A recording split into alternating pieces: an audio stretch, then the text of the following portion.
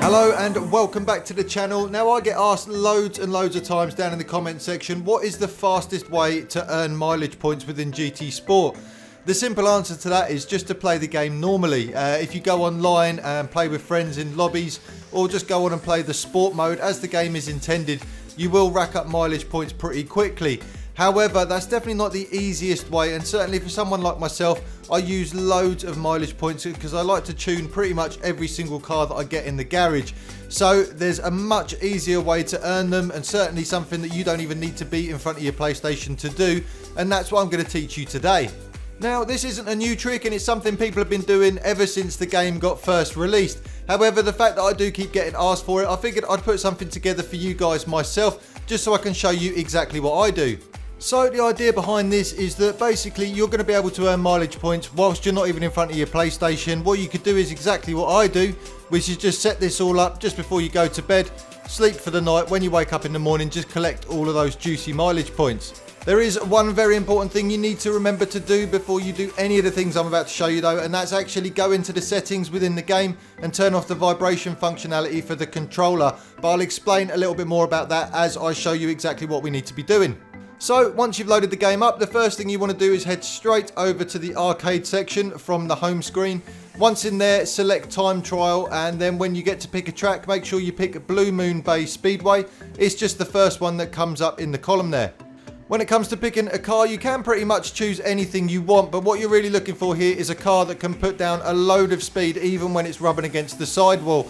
So the best car I found for the job personally is the SRT Tomahawk, the GTSR VGT version.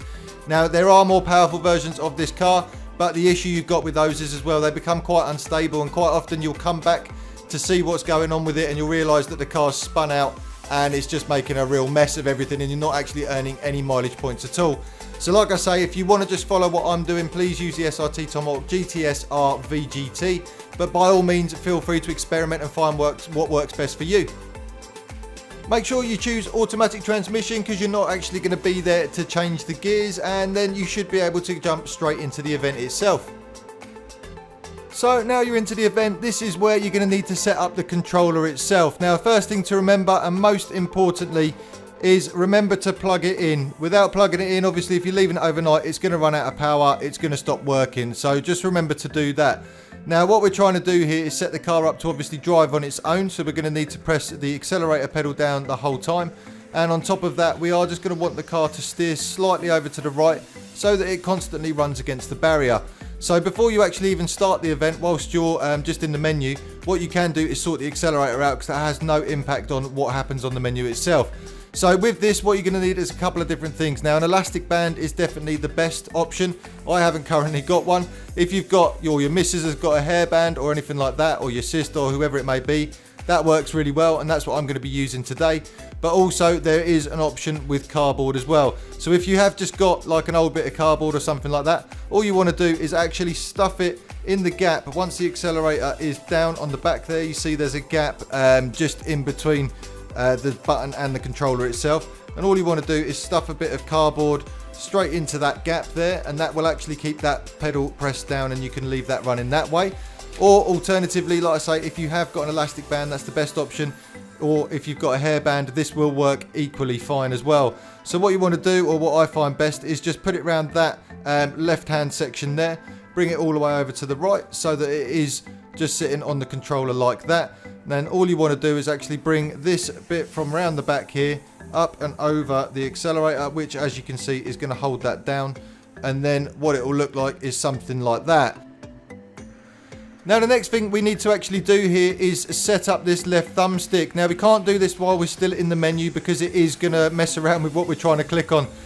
So leave this for just a second, but the idea behind this is that we're just trying to move this thumbstick over ever so slightly.